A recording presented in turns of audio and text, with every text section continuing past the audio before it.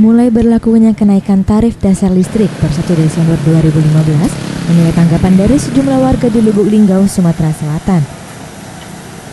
Pemberlakuan tarif dasar listrik tersebut merupakan kebijakan yang dikeluarkan Menteri SDM, di mana kenaikan diperuntukkan bagi warga masyarakat pengguna golongan rumah tangga dengan daya 1.300 volt ampere dan pengguna daya 2.200 volt ampere. Salah seorang pemilik usaha pangkas rambut, Effendi, mengaku keberatan dengan kebijakan pemerintah yang menaikkan tarif dasar listrik.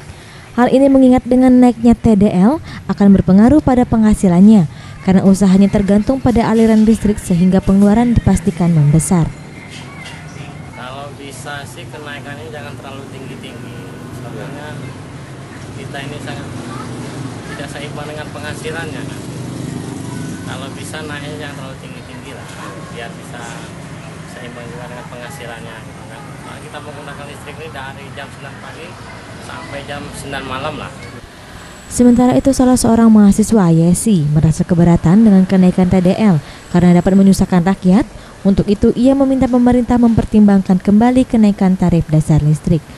Tidak setuju, nambah biaya beban untuk masyarakat lah. Pelayanannya atau apa? Pelayanannya lebih baik lagi lah ke depannya. Dari Setiawan, Sriwijaya TV.